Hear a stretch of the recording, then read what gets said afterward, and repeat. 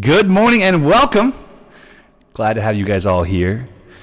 This is kind of crazy, guys. Kind of crazy stuff happening right now. We have a live stream at 10 o'clock in the morning, and I've never done that. Well, I have done that, but it's been many years, and it was video games that were leading us. It was not book launches and things like that. So super excited to have everybody here joining us on the Ask Aviator podcast that is now today a special edition for the book release of this. This labor of love has taken far too much time to come out with, but I have to give a huge thank you to everyone who's been involved. Mike, my publisher, the incredible work of my parents, a lot of my friends. Jane Ellen finally helped me finish up the final version. It says there's an echo box. Let's see. Super excited. Wow, it's really loud. Hang on. Let's fix this. 1 second, guys. Let me get the audio fixed. Sorry for the trouble. Jeez. Let's see. Is it better now? We can drop the reverb. We can drop the microphone. Can you hear me now? That sounds better to me. Is that better? Yeah, you're still roasting a little. I'm still going a little high. We can drop it down a little bit more. Is that better, guys? The reverb's all the way down. I had it set the same way it was last night, but there's a very big possibility that my kids mess with it. You give them this cool little dial thingy, and they get all excited. I can't blame them. All right. It sounds better to me, but you guys tell me if it seems like it's coming in clean and clear. All right, good. Guys, thank you all so much for giving up part of your Wednesday morning. I want to let you know that this is not actually, as much as it may seem like it, it is not an April Fool's joke. I had a plan for that last year, or 2 years ago, we made a great April Fool's joke. This year, I decided to do something that wasn't as cruel. So, yeah, this is real. This is an actual thing, and it says it's too low now. Dadgummit, guys. Let's see if we can find a balance. All right. It seems like the reverb is a little high for me. Clean and clear sounds good. All right, I bumped it up just a touch for those of you guys who can't hear me. Hopefully you can hear me now. But guys, thank you all so much for being here. I'm excited for this opportunity to share my book with you all. I want to kind of walk you guys through the reasons why this happened as it did. I wanted to write something. One of my mentors basically said, Eric, you've got a life that is book worthy. You have a life that needs to be shared. And I was like, I'm not so sure about that. I've done a lot of crazy stuff in my life. In this book, we talk about riding a motorcycle to Alaska. We talk about when I was 19 years old. We talk about losing all of my my money multiple times in my life. Every time I built I don't want to call it a fortune because I wouldn't consider it a fortune, but a fair amount of capital and have it disappear. We talk about a lot of different things through here. But I guess I'm going to read some of this today. I will warn you guys, the first few chapters aren't as good as the latter chapters. The latter chapters I was able to write in kind of a continuous flow and just pour time into them. So once you get it, pick up the book, read a bit of it, and then pour yourself in and read the rest. I promise it gets better.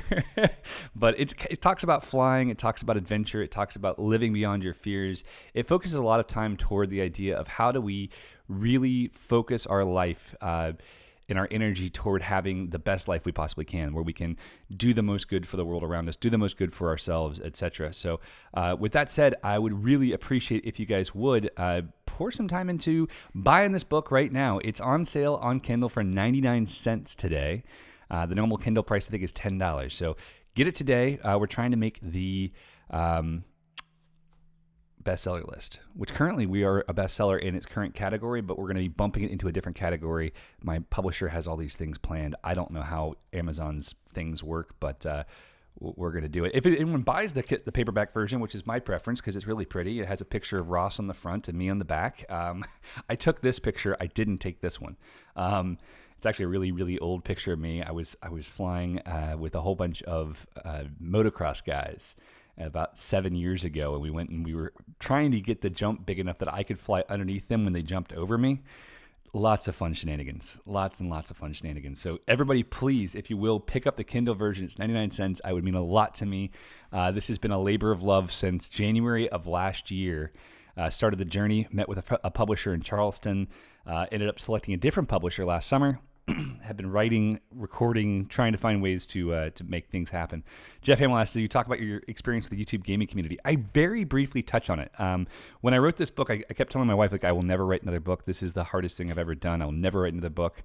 And the day I finished writing the initial draft, I was like, crap, I think I have like 3 more books that I could write. So I don't know.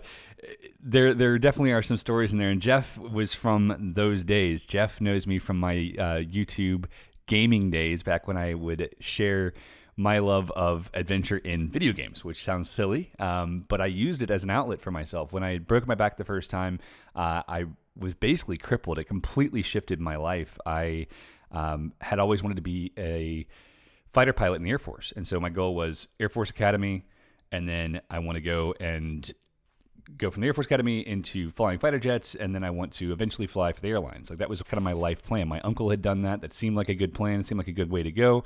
And, excuse me, I broke my back 2 weeks before my 18th birthday in an airplane accident, and everything shifted. Like, all my goals, all my dreams, all my desires shifted. Everything that I thought I wanted changed. And believe it or not, of all things that brought me joy, video games were life-changing. And I played a lot of video games with guys like Jeff. Jeff is a freaking awesome dude. So being able to be a part of a community, which I think is super important, is why we have the Aviator family. Being able to do something that fully engrossed my mind, something that completely captured my attention, that kept me focused, that brought me a sense of calm and peace, even amidst the chaos of Call of Duty. It was actually really good. So Jeff, hopefully in the future it will be more depicted, but for now it's briefly covered. And also, I might actually go out and buy a PS4 or whatever I should buy. I don't know. Send me a message, tell me what to buy, because quarantine's making me crazy. I could totally do with a video game again. I haven't played video games in like 5 years, 6 years. Too much life going on. Craig Couch, thank you for purchasing, my friend. For anybody who purchases, share a note. Let us know you have, and I will be giving away a T-shirt and some other stuff in the stream today. We're going to do our best to thank you guys for supporting, even though it's only $1. It still kind of supports the idea and the dream of being able to inspire people to do more with their lives. So very, very cool stuff, guys. We've got a lot of people in the chat right now. I just want to say hello and welcome to Robert, California, Jimmy 101007, The Bearded Mechanic, Vertical Lines, Derek Trout, K-Ray, Cody Esterline, Paul Elwood, Torqued Off, Life of Riley, 50X Harley, good to see you. Carl Miller coming in from Vero Beach. Daniel Jones, good to see you, my friend. We need to talk, Daniel. We need to talk. We've got a great group here, and I hope I don't disappoint you. I won't lie. Totally 100% nervous as crap about this. like really so nervous. It's my words. Like, it's actually my words. It's something that I'm doing. Excuse me. That I believe it needs to be shared. I think it's good content. It's things that will help you, that will help develop. If you can choose to live this way, it can help develop your life. But I'm just me. I'm just a little dude, and I really hope that I hope that it's a blessing. I hope it's good. So, Daniel Jones, send me a message, please. Let's catch up later today. We've got Tropical Onion in here. Good to see you, brother. We got so many great people, so many people who are part of our Aviator family. I got to give a huge shout out, though. There's a guy in the chat right now. You guys don't know him. You will after you read the book.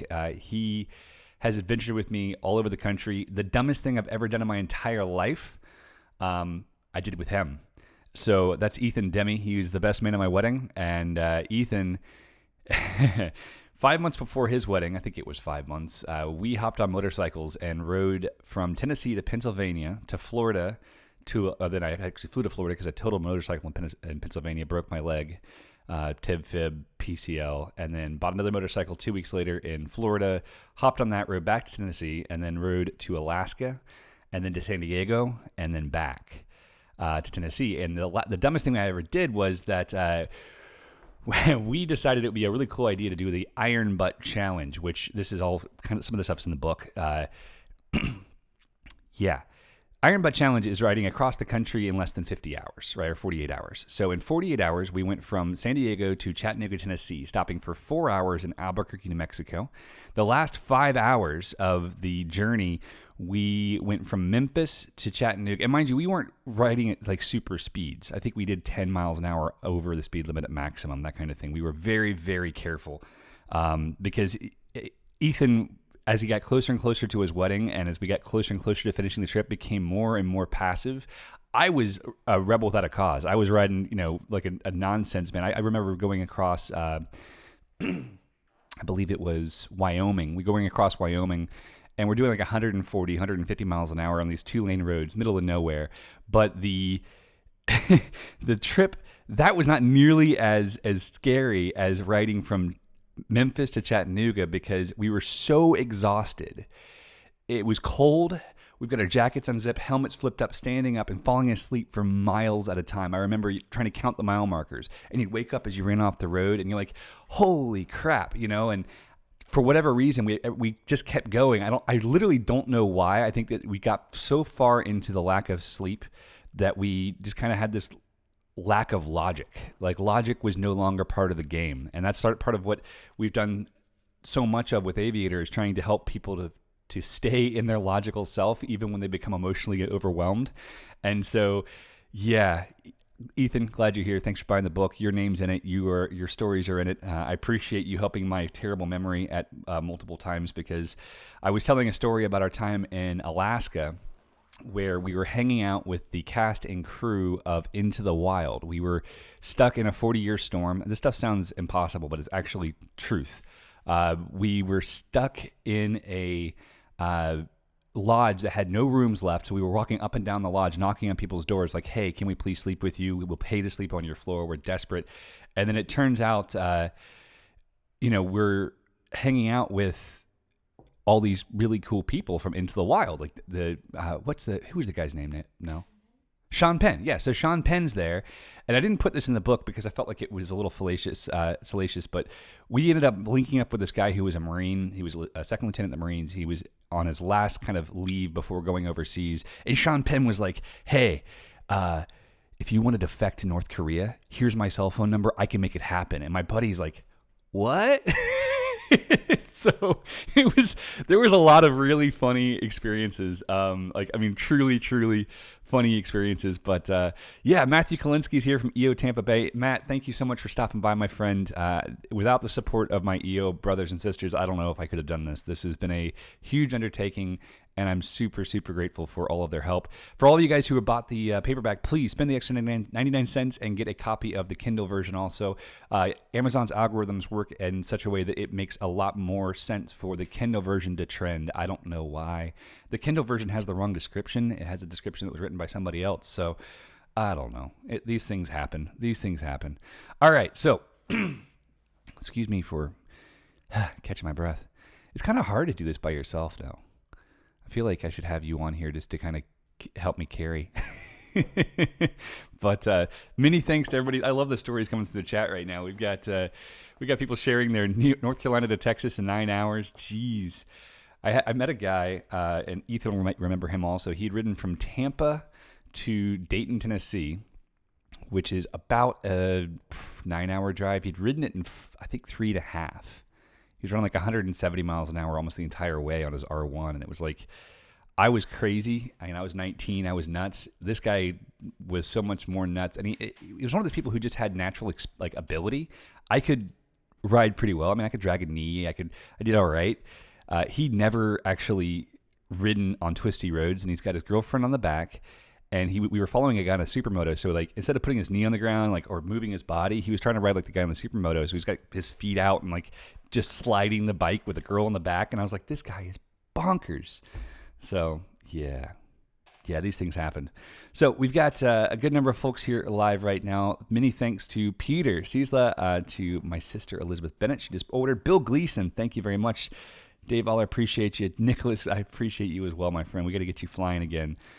Jeff Hamill says, thank you for doing this. At the beginning of the money payday was today. First purchase was your book. I'm excited to read it. Jeff, you're the man, dude. Thank you so much. Eric Bangston, glad to have you here. Thanks for the feedback on the PS4 versus Xbox. And William, I'm excited, my friend. Daniel Jones asked what I haven't broken. I'd never broken a bone in my body until 2 weeks before my 18th birthday. Excuse me, I had to cough. not till my 2 weeks before my 18th birthday, and on that day I broke either 4 or 5 vertebrae. We're not sure. T11 I didn't know was broken until January of this past year. So I had no idea that one was broken. It was either broken in my first accident or my second. But I ended up breaking those bones and then went on to do safer things than flying because I felt like flying was really dangerous. I got hurt. So I rode motorcycles. I raced motorcycles. I raced cars. I surfed. Started skydiving. I ended up breaking, I think in total, I mean, the only big ones were my leg with tib fib, then all my fingers, all my toes, with the exception of, I think, this one. And I think I'm up to 9 ribs. It's around 30 total broken things. So, yeah, I am accustomed to pain, but nothing like Derek Trout's. Derek is the king of breaking himself and then trying to fix himself back again. So, Derek, I'm glad you're in the chat, my friend. You guys are awesome. All right. My mom wants to hear me read out my own book. I'm nervous, Mom. Jeez. That's why the people are here. All right. So I really appreciate each of you guys for taking the time to purchase the book. Here's the link in the chat one more time.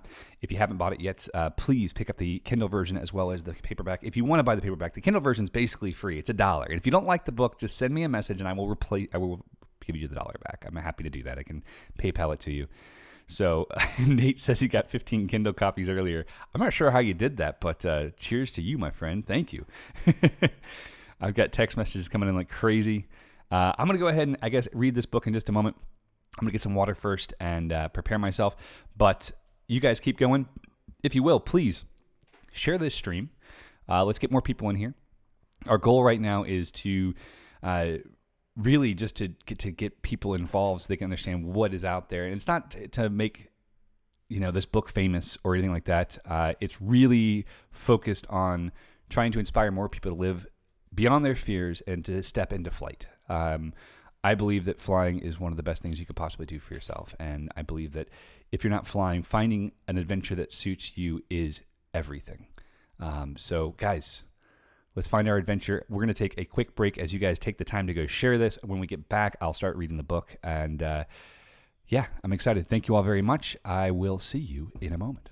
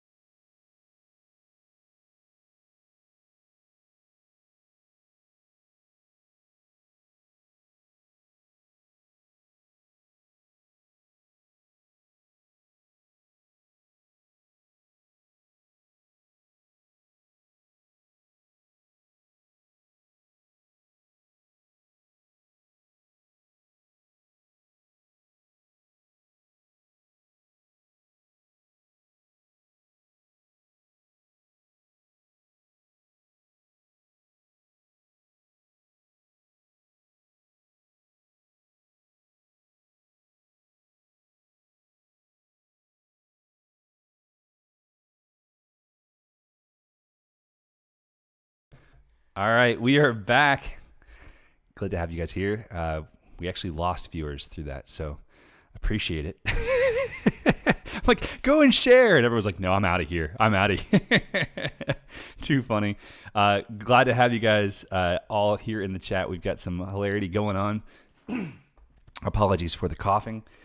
It's the morning, and I have all that morning phlegm built up throughout the night. So I guess I can start reading this thing. If you guys haven't picked up your copy yet, link is in the chat right meow.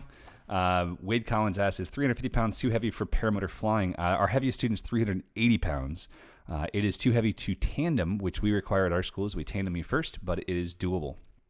So, yeah. I'm going to finish a sip of my coffee, and we'll get started here, I suppose. This is nervous, man. The nerves are real. My wife's smiling at me. And she's blowing kisses. Table of contents. Should we start there? So we'll start the introduction. It's actually one of the few introductions that actually is part of the book. I'm not really sure why that happened. It just kind of happened because I wasn't sure how else to start it. This is Farewell to Normal, page 1. Actually, it's page 4, but we'll just pretend. My name is Eric Farewell. I'm a husband, father, an adventurer, and a lover of flight. I'm a lifelong pilot, an entrepreneur, and the founder of Aviator Paramotor, a school that teaches people to overcome their fears through flight, utilizing the sport of powered paragliding, also known as paramotoring. The mission of my life and the purpose of this book is to help people realize there's life beyond fear and to realize that there's superhuman abilities in doing so. I believe this is something attainable for each of us, and it's a goal I was born to pursue. I've been a pilot nearly my whole life. I was born beside a small airstrip into a close family of aviators. The passion for flight and the thirst for adventure shared by my mother, cousins, uncle, and grandparents was thusly passed to me. My first memory was at the age of 3. I was in a Belanca Super Viking with my grandfather, a former fighter pilot and the man I most wished to emulate at the Oak. I can still smell that plane, and I remember every moment soaring through the skies as we barrel rolled above the orange groves below. The seed planted in my head that day continued growing through my adolescence and adulthood. So much so that at the age of 7, I started working at my family's inn and restaurant. I bussed tables, made coffee, and helped people to their room for minimum wage. I just put a little note in here. I got minimum wage until I was 18. They never gave me a freaking raise. All of it going toward the acquisition of my first set of wings. When I first expressed interest in ultralights, the pilots in my family scoffed that they were too dangerous, stupid, and sure to get me killed. But I was tenacious in my love for flying, and as a presumptuous 13-year-old, there was no way I could wait 3 more long years to get my wings and share my family's adventures. Waiting until I was 16 to solo seemed outlandish ever since the day I found out there were other options, even with my family discouraging them. At 13, my tenacity paid off, and I bought my first kit ultralight. I sold it before completion, but in doing so, it opened a door which led me to becoming an amateur airplane broker and a flipper. I learned so much through owning and running my first business. Over the coming years, I became the owner of many aircraft and the salesman of many more. In 2012, I began another great adventure. I learned to fly paramotors. My wife had recently become pregnant with our first child, a son, August. At the time, I was flying a Cessna 140 every day to one airport or another, pulling out my laptop to complete my day's work while watching airplanes fly the traffic pattern. It was a wonderful ritual, one that kept me grounded in my passions and empowered me to challenge myself on a daily basis while meeting new, interesting people. But it was expensive, and I was perplexed, wondering how I would get my flying fix while keeping my finances in the black and, of course, support my growing family. Then, something revolutionized my life. At the Sun and Fun Fly-In that year, my attention was captivated by an amazing type of ultralight vehicle, the paramotor. The bright wings and backpack motors awed me, as did the remarkably low operating costs compared to more traditional forms of aviation. Naturally, I arranged for lessons to begin later that month. Feeding the obsession that grew from my first flight under a paraglider was thus far the most challenging undertaking of my life, both physically and mentally. It pushed me to my limits. Never a hefty person, I still lost 22 pounds during my early days of training, sweat more than I knew was possible, and experienced many defeats. But I needed the challenge. I kept learning, kept practicing, and I flew a great deal in my first year. In short order, I knew I wanted to share my love for the sport by teaching others. I have worn many hats throughout my life. I used to make my living in marketing, business management, and consulting, strategic performance coaching as well. But once I discovered this new form of flight, I abandoned those ventures to pursue a new goal, sharing flight with others. I wanted the world to experience what I had, true flight, true adventure, and how to feel really alive.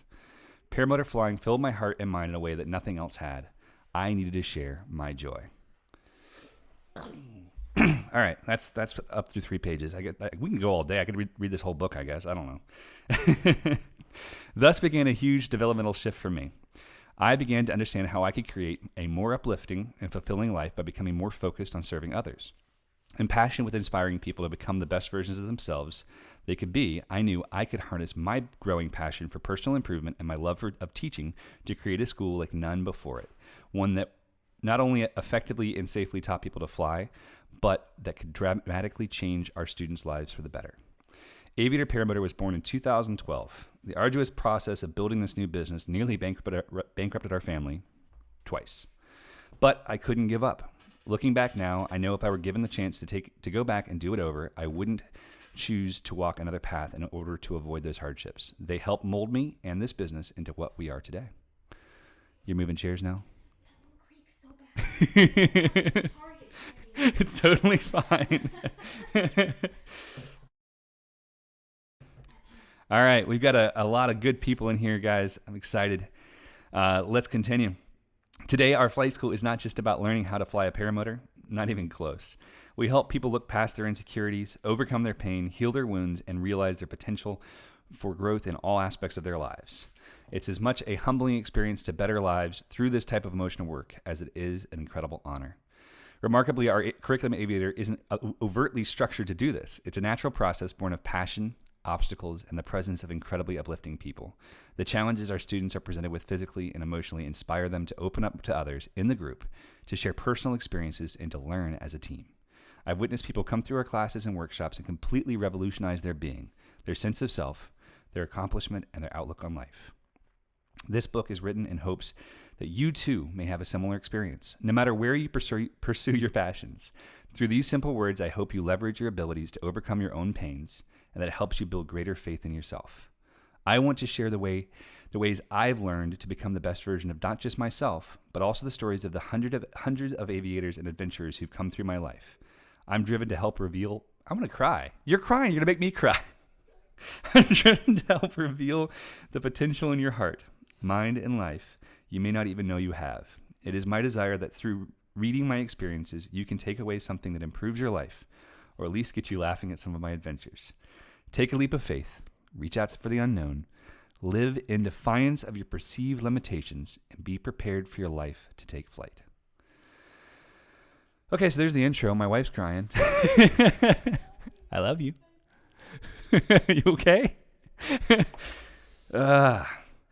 And we ended the intro with this incredible quote from Richard Bach in the book Jonathan Livingston Seagull. For each of them, the most important thing in living was to reach out and touch perfection in that which they most love to do, and that was to fly. I can't read, guys. All right. I'm going to drink some more coffee. It's genuinely hot in this side of the house. You guys still hear me okay? Doing all right? All right. Many thanks to everybody who's keeping up with us. Craig Couch says he's crying. I almost cried. I look over and Nell's like, ugh. You want to come sit over here and talk about why you're crying while I go pour myself some coffee? She's bringing coffee to me. What? You still have to talk. For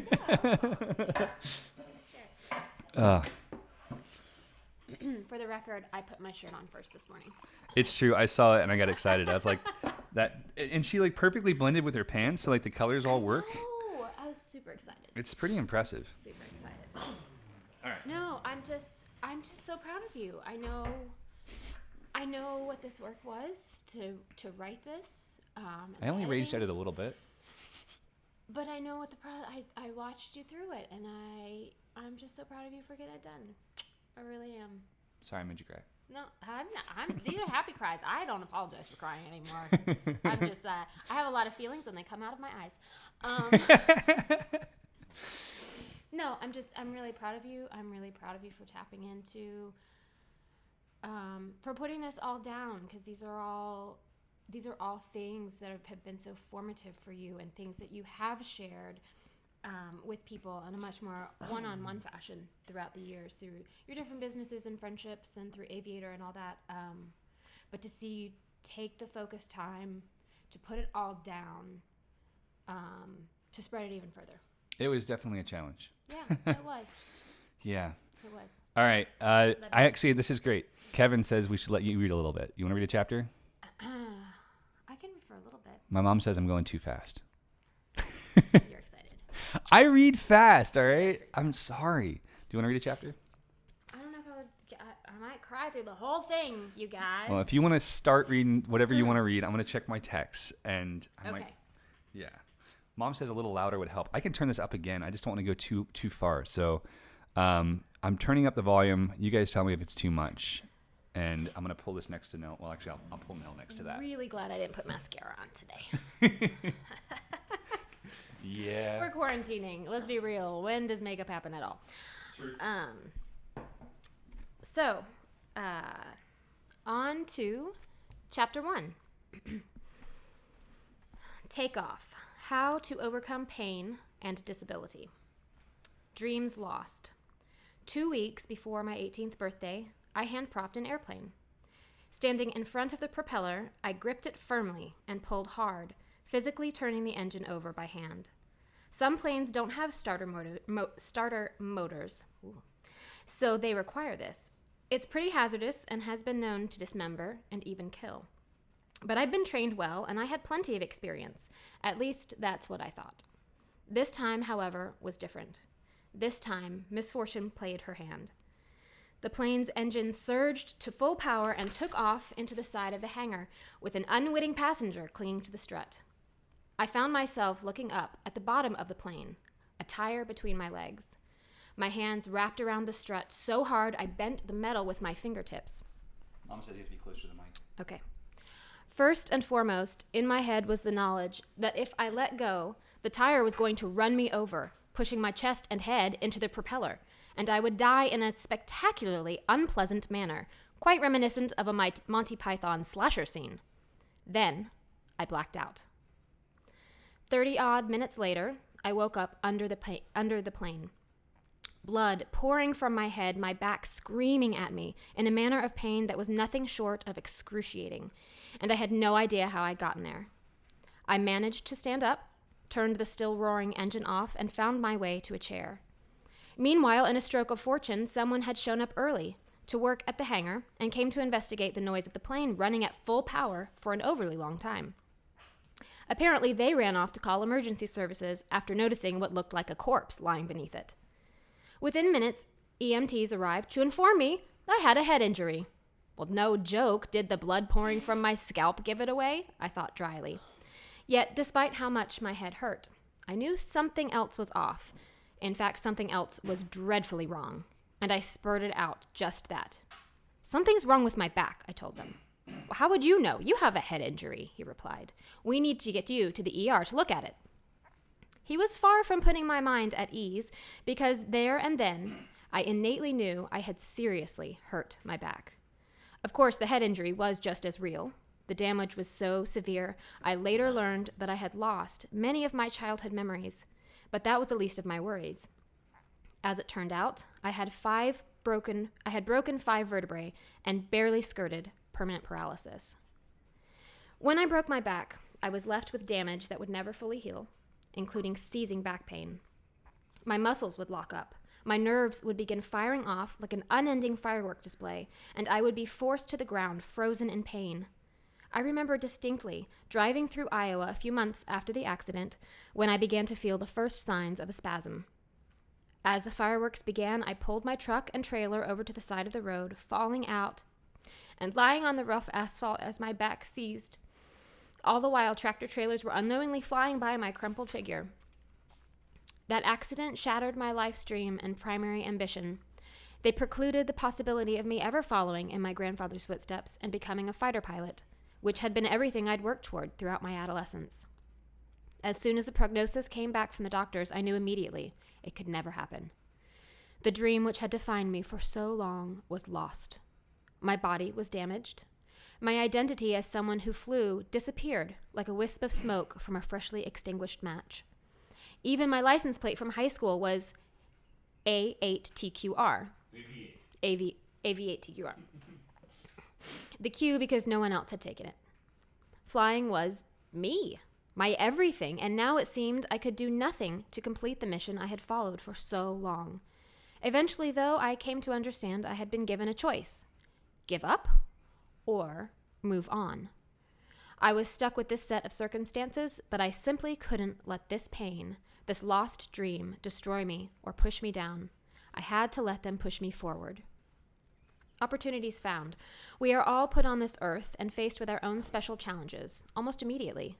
Some of them can seem overwhelming, impossible to overcome even. It's natural for many of us to take on the role of victim when bad news lands at our feet. But through my experiences, I learned I had to reframe my hardships, to see them in a different way. Instead of reflecting on why something had happened to me, I realized it could happen to someone else too, and whoever they were may be less equipped to overcome the same challenges that I was faced with. You did good. Thanks. You holding up? I'm good. I don't know if maybe we should just record the whole audiobook like this. let you read it. Oh man. I'm here. All right. Top of page 15.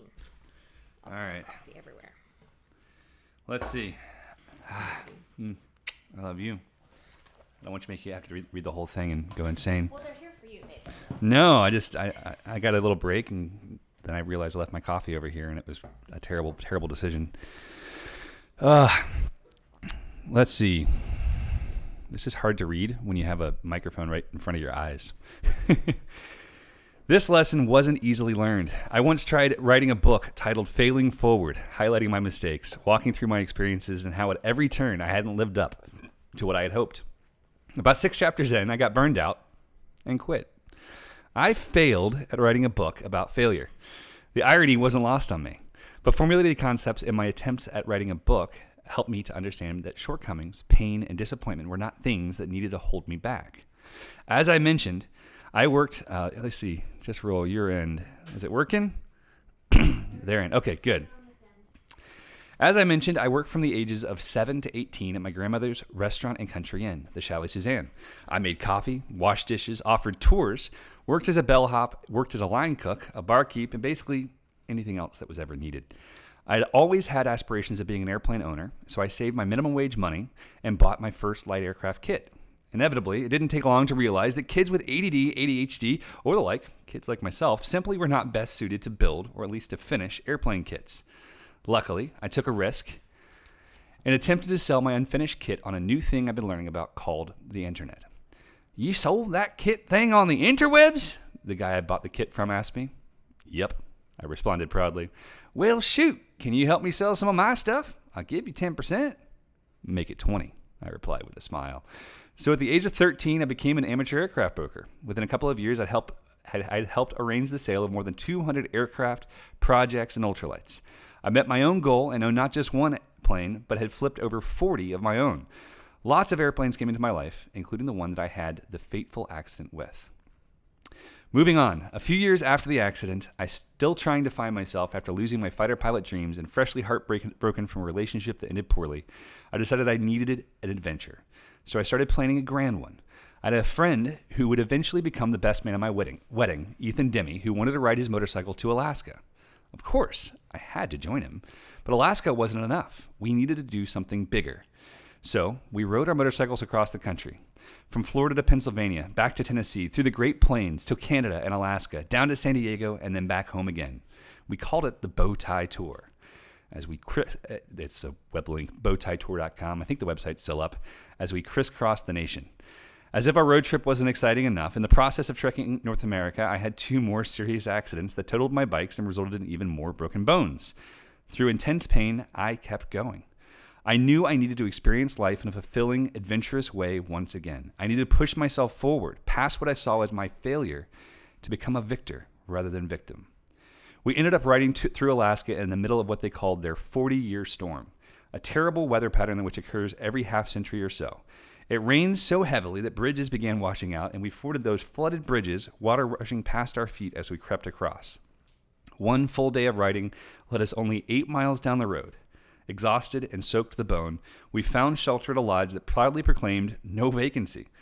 At that point, no wasn't an answer we could possibly take. So I asked the other guests if we could crash on their floor. And, I gotta flip the page, somehow it worked. I got text messages coming in, guys, like crazy. Awesome. In fact, it ended up working out a lot better than we expected. Or rather, I should say, it worked out quite unexpectedly. Not only did we secure a place to sleep in the lodge on kind strangers' floors, but we found ourselves with the cast and crew of the movie Into the Wild, sharing fishbowl-shaped and sized beverages and laughing as Sean Penn bantered on about his political beliefs, hotly debating anyone who dared disagree with him. I shared part of this story earlier, but he literally asked my buddy, who's a Marine, to defect to North Korea and gave him his cell phone number if he ever decided that was the right plan. It was really a funny time. It was then I realized I was once again truly alive. A ridiculous situation really helped me understand how I had overcome adversity, shifted gears, found new goals, a new mission, a new calling, and forced my way forward. How we approach our own pain or perceived disabilities is either a way to make excuses or a way to redirect our lives. I was fortunate enough to have the support around me to help me take my pain and disability into a redirect. It allowed me to live in 27 different places in a 5-year time span. It allowed me the freedom to live a really unique lifestyle, like doing things like surfing in the Pacific's cold water so long it took an hour for the feeling to return to my hands before I could unzip my wetsuit, or flying halfway across the country in an ultralight at the age of 16. Sometimes we have to choose to accept, even seek discomfort, instead of believing it as a disability. Believing it is a disability. Choosing to look at pain or physical mental challenge as nothing more than a simple discomfort, and then choosing to live in spite of it, is crucial to overcoming yourself, along with the obstacles set in your path. For 15 years, I lived in constant pain from my first accident and the ones that followed it. In 2019, I finally decided I had enough. It was time for surgery. I gotta keep the coffee going, boys and girls.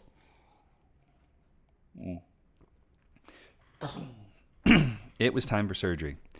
In my first consultation, they asked the standard questions, beginning with, what is your pain scale from 1 to 10, 1 being a little no pain and 10 being severe? I sat back and thought about it a bit and replied honestly, I think maybe between 6 and 7. I underwent a myriad of tests, including a particularly torturous series of MRIs of my back. Soon after, I was notified I had broken 5 vertebrae, not the 4 I was originally told when the accident occurred, and 2 more in another incident.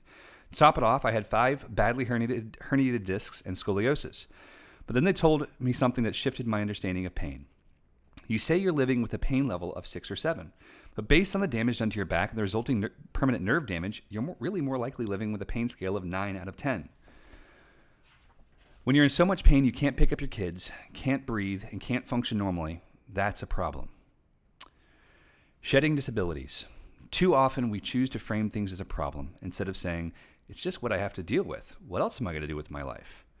I choose what I need to do to go further, to make myself a better person, to move forward in a way that helps me help others. The cards we are dealt with are just our starting point. We never have to choose to accept that those cards define us. Instead, we can choose to believe that they help us define our own success and our own abilities. At the end of the day, if you let yourself or someone else limit your potential, you're shortening your own life. Maybe not in the literal terms as far as how long you physically live, but certainly in a way that diminishes your potential to live fully and enjoy your life. I was a nerdy, sickly-looking kid. I've always been thin, and when I was young, I was diagnosed with bronchial spasms. Not to be taken lightly, my attacks were extremely dangerous, like rush to the hospital if you lost your inhaler dangerous. But aside from the attacks, it never felt like it limited me until I was 13. I was on a Catalina island off the Southern California shore in the Pacific Ocean, a magnificent place for all water sports. It was especially grand for scuba diving among the wonderful kelp forests of the nature preserves around the island. When the diving crew discovered I had asthmatic symptoms, I was told, no way, you can't scuba dive. Let's see. I wasn't even given a chance. Instead of helping me work through the physical reality of having issues with my lungs, helping me control my breathing so I didn't hyperventilate, they simply put a stop to me sharing the dream I'd had of breathing underwater with the rest of my family. Too often, society is like this. We are told by others, who usually mean well, what we can't do. It's up for us to find a way to push those hesitations to the side and figure out for ourselves what we can and what we want to do in order to find a safe solution to society's normalcy. Today, I love scuba diving, thanks to a friend who took the time to help me reframe my struggles and showed me that even despite my challenges, I could learn to come alive underwater. All right. We're almost through to chapter 2. I don't need anything. I just need to change the way I'm sitting. Thank you for turning the air down. It is warm in here. Up in her. All right, so K-Ray says, I think Eric must be related to Evel Knievel. My parents took us there when we did well on our report card. Nice. Jason, I love arcades. Arcades are awesome. Bailey, good to see you, my dear. I love the caps. Even the story is good. Oh, I'm glad you like them. Fantastic. Rollover Rider PGR says, I was the first motorcycle delivery guy in Atlanta in 1976. I was hit and left laying in intersections 5 times. Holy cow, dude. That might not be the job for you. Holy cow. Sorry for taking breaks, but I got to take breaks occasionally. So, one moment. All right. I have a bajillion text messages from people. Thank you all. If you've texted me and I haven't replied to you, it's because I'm here trying to read the stream and keep up with the chat as much as I can. You guys want me to keep going? I can keep going if you want.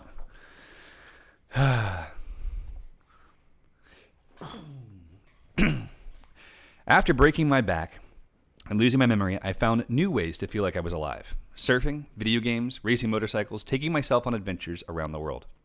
It wasn't that I wanted to do things only for myself. It all parlayed into wanting to help others. For example, I enjoyed the video game Call of Duty. It's a misprint. Call of Duty, not Call to Duty. Sorry guys, editing sometimes doesn't work.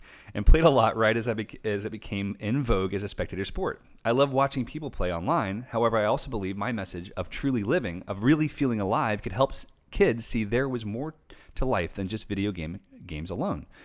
Through my desire to reach people, I decided to start making videos. The very first video I made was a mix of me playing Call of Duty and another one of my airborne-based activities, skydiving.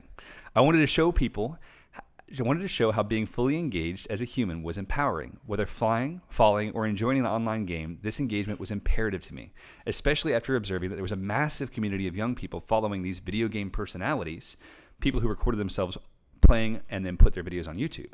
I thought it was crucially important to inspire them to grow from within, to meet them at their interests, but to show them that there was more life to be lived. That remaining stagnant playing games and watching YouTubers without any deeper engagement limited their potential, and that they were meant for more. People are saying they like it. Good. Keep going. Awesome. Christopher Albright, thank you, my friend. Propellerhead, thank you. Nick Griffith, great to see you. Thank you very much. What do I think caused the prop strike? The prop strike that broke my back. It was a dual carburetor Rotax 582, and the had a system that took one throttle cable and split it into two and controlled the dual carburetors, and one of the cables had broken, is my understanding, and that broken line forced one of the carburetors to full power, which then made it create more power than it was supposed to have at idle and pushed the airplane forward. Enjoy, Carl. Be safe. Flying. People come to our flight school because they have a dream. Maybe they watched some kid, like my prior student, dear friend, and member of our Paradigm Aerobatic team, Tucker Gott, fly to McDonald's on YouTube. Or perhaps they've given up a lifelong love of airplanes after starting their families. They see flying as the ultimate source of freedom, and they see taking flying lessons as a way to achieve a moment of being whole. When they walk in their door, they know they're in for a change, but in truth, they have no idea how great a change it might be. Our first 2-hour session sets the foundation for everything we do at Aviator. We spend some time getting to know each other's stories, along with our motivations for being there. Each student's story is important to us, as is sharing the histories of our instructors and staff, showcasing their humanity beyond just their passion for flight. We explain at the end, however, that people come to this class because flying is our hook. But there's so much more that can come out of this experience. Life is like this. Life is like that.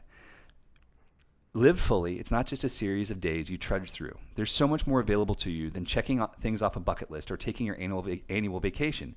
After only a short time of being a part of our class, each band of new aviators becomes a real family. They triumph together, struggle together, and relentlessly work towards perfecting their skills as a whole. Things are often shared which haven't been shared with many others. Struggles.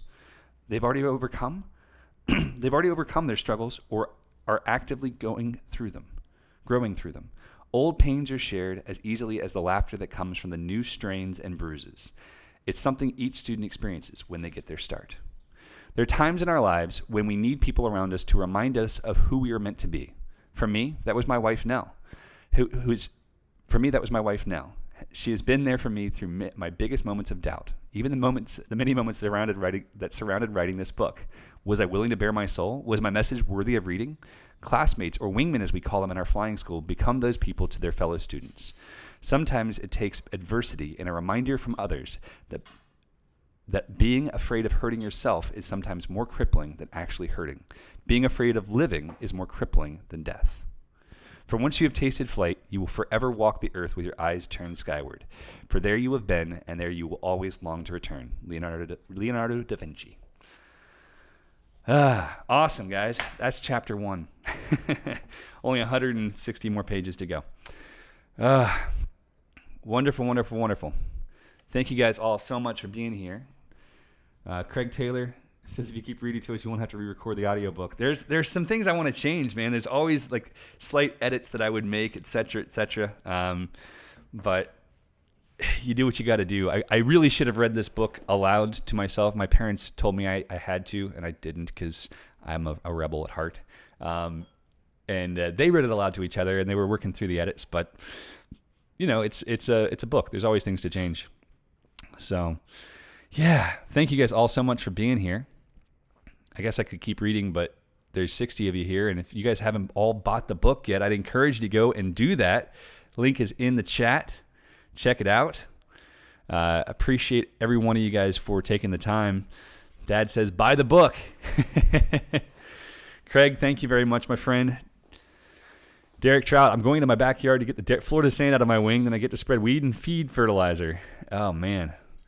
Get outside. Eric Larson, I'm excited for the book. Thank you, my friend. Derek Trout, thanks for the inspiration, Eric. My pleasure. It's my pleasure. Thank you guys for reading. I totally accept that this book is far from being a perfect example, but it's there. I guess I can keep reading. Jason, it's done. It's done for now. Exactly. We'll release this is version 8, I think. 8 times that we thought it was finished, and then we brought another editor in, and we had to do more. Doug Haberline says, your Amazon biography mentions being secretly an introvert. Dude, I am 100% an introvert. I'm extremely extroverted. I'm able to connect with people, but it exhausts the absolute ever-living crap out of me. I'm going to finish this live stream and be ready for like a 3-hour freaking nap. Genuinely. I nap almost every Tuesday before the podcast so that I can have the energy to give more people energy. It's exhausting, but that's all part of it.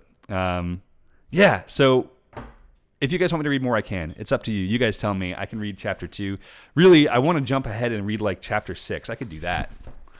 We could jump way further forward because it keeps getting better. Ethan says, there's a problem with the title. Farewell to Normal implies your life was ever normal. Touche, brother man. Touche. Let's see. Let's jump into... We could jump into chapter 10. Why not?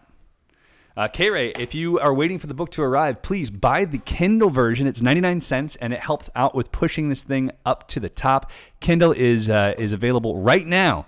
So check it out. You can get it. You can download it. You don't have to have a Kindle reader. You can read it on your computer, your iPad, your iPhone. I pray you have an iPhone. If you're one of those really weird Android people, I don't know if you can read it. I have no idea. I feel bad for each and every one of you, especially Derek Trout. Just messing with you. All right. So the quotes in this book are designed to begin each chapter, but they also are designed to draw the previous chapter to an end. So there's lots of quotes. As you guys can see, there's 3 different quotes for this chapter. So it's a little bit weird that way. I apologize. I know that most people have it one way or the other. I have it both. So let's jump into chapter 10. This chapter is called The Importance of Serving Others. Happiness consists in giving and in serving others. Henry Drummond. The more generous we are, the more joyous we become. The more cooperative we are, the more valuable we can become. The more enthusiastic we are, the more productive we become. The more serving we are, the more prosperous we become. William Arthur Ward. The best way to find yourself is to lose yourself in the service of others. Gandhi. Good stuff. I love good quotes, guys. Chapter 10, The Importance of Serving Others. I was raised in a family of hard workers. My mom and dad had all of us kids involved in 2 different businesses, selling books for homeschoolers and the 5-star bread and breakfast founded in 1931 by my great-grandmother. These were 2 businesses where service was everything, and we were charged with taking care of everyone who came to us. My parents' business was different than everyone else's on the market. Their business model was never to sell based on price. Their model was to build customer loyalty based on service at a price no higher or lower than retail. Does that sound familiar, guys? Does that kind of sound like Aviator a little bit? My mother read every book we sold and wrote a short review for each one. We had a catalog we distributed every year titled The Always Incomplete Resource Guide and Catalog. containing thousands and thousands of reviews, each painstakingly written by her delicate hands. Every weekend, 6 months of the year, we'd find ourselves in a different city, setting up for a homeschool convention. We would empty the massive products out of our trailer and set up each of the thousands of titles we'd taken along, fully exhausted by the end of each setup day. Local families would then spend their weekend planning the school year ahead, researching everything they could, and leaning on us for help. My mother would make personal recommendations and hand them to the parents. Most of the time, they had the deer in the headlights faces, clearly overwhelmed by it all. Mom would sometimes hold their hand and say, "Take them home tonight. Look them over. Take your time and make sure you think they will work for you." Dumbfounded, they would look at my mom and say, "But what if we don't pay for them?" She would smile wryly and say, "Well, for us it's just books. For you it's eternal consequences." We never had anyone not return those books in over 20 years of business. My great-grandmother's bed and breakfast, the Chalet Suzanne, was my home to my first job. My initial role was getting the giant vats of pour-through coffee brewing each morning so it would be ready for service. At 6 in the morning, I would rise and make the 200-yard commute from our home to the restaurant, starting the first daily batch in the big stainless steel percolators. To make it chalet strong, I'd carefully recirculate the brewed coffee back through the grounds once each side, decaf and regular. My mentors/bosses at the time seemed to think nothing of a child holding gallons of scalding coffee above his head in order to get the job done. Later, I took on many other roles. My grandmother Vita was a consummate host. The Chalet was a famous and high-end restaurant with the average bill coming in at over $400 for 2 people, if they enjoyed wine. In the 1960s, it became the go-to place for astronauts in the heyday of the program in Florida. Since the restaurant was just a 15-minute flight away from the chaos of Cocoa Beach and their NASA-provided T-38s, one of our most frequent guests was Jim Irwin of Apollo 15 fame. By the time I was born, he'd become like family to all of us. He was like a grandfather to my siblings, and my siblings and I, we called him Opa, and his grandkids to this day are all considered cousins. Until her health failed in the 70s, words, guys, gotta use the words. Until her health failed in her 70s, my grandmother greeted everyone who came into the restaurant personally. She ensured that they had the best possible time, that they had everything they needed. She ingrained in our lives that what we wanted, even what we needed, wasn't nearly as valuable as ensuring the experiences of our guests, making it not just worthy of their money, but worthy of their time. Nothing was left to be left undone, and everything needed to be done perfectly. Life was about sharing joy, ensuring everyone left happier and more whole than they'd come. This became such a big part of who I am. It still defines a piece of my core philosophy and most closely held beliefs. It's important to me to be in service to others and to give always. I frequently consider others around me and how they choose to serve. I look for others who think the same way I do, invite them into my life and into the lives of my family. These are the type of people I encourage to join our team. For at the core of all we do, we are here to serve. Team service. We hire based on our core values, solely. One of those core values is having a servant's heart. The best members of our team are the ones who are willing to do anything and everything it takes to serve our clients and each other. They naturally recognize they're part of a team. They're happy to pick up a broom if needed, just like I am. I don't mind twisting a wrench or cleaning the bathroom, and neither do my teammates. These genuine servants don't look at any task as below them. They just see what needs to be done and do it.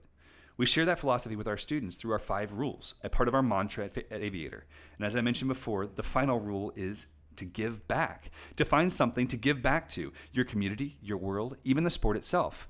We ask them to find a way to build on that notion of service. This is also why we started our nonprofit, the Aviator Foundation. With it, we ensure the opportunity for our fellow pilots to continue to exercise their rights, and we bring aviation, adventure, and passion to people who may not be able to afford it. We try to inspire inspiration to see how we can bring a bigger joy to the world around us. People with service in their hearts are the type of people I want to be around because I want to be more and more like them. We create beautiful lives for ourselves and others by serving others, sharing joy, and choosing to ensure others around us are blessed. We live a life of gratitude rather than choosing to be the victim of our circumstances. Let's see. Ethan, yeah, they're changing the category later. Apparently, that's how you do it. You got to get it built up in a category and then move. I don't know. But we're number 3 right now in the practical guide to wills category. Giving without expectations. Some people think of it as a type of karma, but I'm not really comfortable with that. With the notion of karma, I think the motivation could sometimes be self-serving, doing something nice and expecting good karma as a result. Instead, if I choose to do something nice, I find that without expectations or even thinking about it, my life improves. You've probably seen it in your own life or in the lives of others who live as natural servants. Things in life are ancillary. It's the relationships you make and nurture and the way you build up the lives of those, can I get a page? Yes. Around you that matter most. As much as I appreciate some of the things I have, they don't hold a candle to the relationships in my life. It's always about inspiring others to live lives that are more fulfilling, whether they are my children, my wife, my team, our clients, or my neighbors. There's nothing sadder in this world than a wealthy man or woman with a selfish heart. We see this in our classes. Students come in thinking they just want to learn to fly, but through the process of bonding by way of a common goal, they leave transformed. From the straight-laced, serious engineer transforming into a giddy new pilot, to the stroke victim smiling from ear to ear, no longer awkward about his deformities. People start class as one person, and if they let it, the experience changes them powerfully into another. They leave as a renewed, more whole person just 2 weeks later. That's what our service is about. Yes, they learn how to fly, but they also learn how to be in their own skin, how to see things with new eyes and ears. They are changed, and they are asked to return right back around and give back so that others can experience what they have. Generosity of spirit. I have been blessed in my life. There have been moments my hard work has paid off and my family has had everything they needed to survive, which left me with the opportunity to bless others.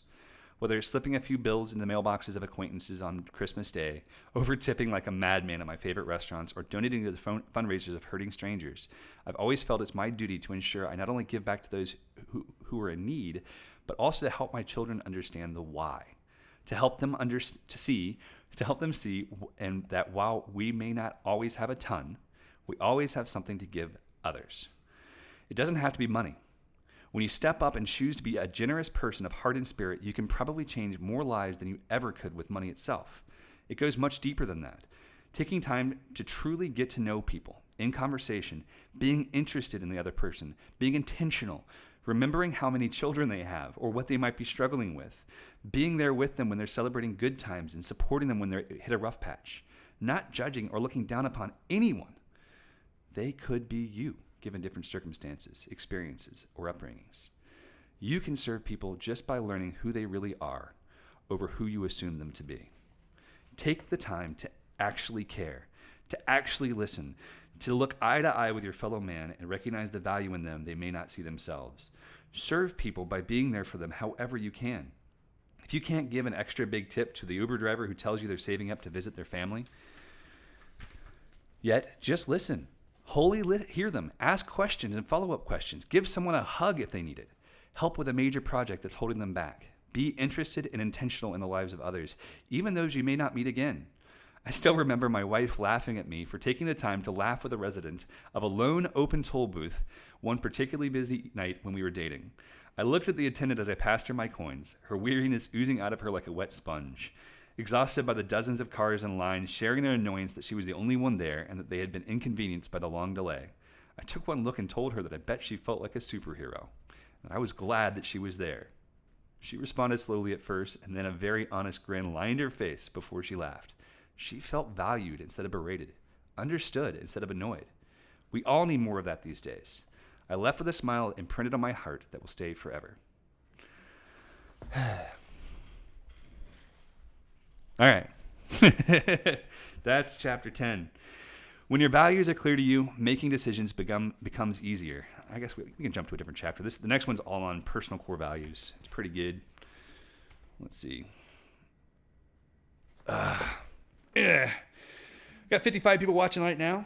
We've dropped off about 40 people. Appreciate you guys. If you haven't bought the book yet, the link will be in the chat in just a moment, right about meow. If you have the opportunity to read the book, please leave a review. Bob Garber just left a review. Greatly appreciate it, Bob. Thank you, my friend. Let's see. I have to give a huge thank you. I just got a great text from my friend Jamie, one of our past students. His wife, Jane Ellen, has been instrumental in getting this book finished. Having new eyes look at it literally was a life-changing thing for me. So thank you so much, Jane Ellen. Without you, this book would probably come out in about 5 years, or come out way worse. So thank you so much. I don't know if she's watching, but I couldn't have done it without her and all the other wonderful editors and helpers along the way. My parents, my wife putting up with me writing this until 2 plus 3 o'clock in the morning sometimes. My most creative state is when everyone else in my house is safe and peaceful. So I give them the opportunity to go to bed, and then I go to work until like the middle of the night. My dad says I have fed them salty oats. I don't know what that means. I have no idea what that means. But thanks, Dad. It was a text. That's funny. Let's see. Any other good questions, thoughts? If you guys have any questions, feel free to share them. I could probably read one more chapter, but I feel like we're losing people, and I don't want to go on too long. So thank you all for being here, for being a part of this. Like I said before, if you get the opportunity, please purchase the Kindle version of the book. We've got 1 more hour left in our push for the bestseller list. And I could just hang out with you guys for the whole hour if you want. I got nothing else planned today. So you guys tell me what you want to do. We could bring people in on Zoom and have them read it. We could have a read off. I don't know. And Bob Garber says, leaving them wanting more. Is that what salty oats? Dad says, don't get tired. Leave us hungry for more. Yeah. Well, we could do that. We could call it here. There's a lot of good chapters in this. I think they're worth reading at least. I don't know. Like reading aloud, like there's all these things I would edit and change now. I'm like, oh man, I could have done better with this, could have done better with that. But Meadowbrooks, Nevada, nice to see you, my friend. Grab a hard copy for sure. Super awesome if you do that. That actually really helps out. But please buy the Kindle version also. They're actually ranked differently. So if we were to try to get the hard copy book into the bestseller list, apparently it's much harder. The Kindle version changes more quickly. And so our goal is to get the Kindle version to the bestseller list. That's why it's 99 cents today instead of $10. And then if that goes well and it does indeed change some lives, then potentially we'll get to the regular version as well. So awesome. Tim Myers, thank you, my friend. Appreciate you. Torqued Off, what's the title of the next book? I have no idea. I had ideas for the next couple books, but I don't know. I have to see how this is received and if people like it, if I'm willing to put time in. I think realistically, I would estimate probably 2,000 hours have gone into this book between myself and all the editors. It was every night for months working until the wee hours of the morning. So a lot of effort. Meadowbrook, no audiobook yet. Eric Larson says all of the things he would change is what the next book is for. Yeah, that is true. I think that anytime you write a book, even this book has been edited by at least 5 people, and it's still like you read through, you're like, why is the word others 4 times in 2 sentences? That's weird, you know. It's one of those annoying things. I went through and did word search. What was the word I removed the most of? That. I had 900 instances of the word that, and I ended up with 140. That's a pretty pretty big editing challenge. And so was another one, and for example was another one, because one of my the first writers of this book, because it was recorded and then written and then I rewrote. She really liked the phrase, for example. I don't like that phrase. So yeah, not the 400 times it was in the book. Oh man. All right. So I think we'll call the stream here now. If you guys don't mind, if you enjoyed this, please share it. Please share the book link with your family and friends. Would love to have them get involved. I hope that this book does something in your heart, that it inspires you to take action and to live a life beyond fear, to live a life that chooses to be victor rather than victim, to live a life that challenges you constantly to better understand yourself and to just drive towards your dreams, to do more. So much love to all of you guys. We will see you very, very soon. And as always, thank you. The book is available right now, and we'll see you very soon. Next Tuesday on the podcast, most likely, if not sooner. Have a great day. We'll see you later.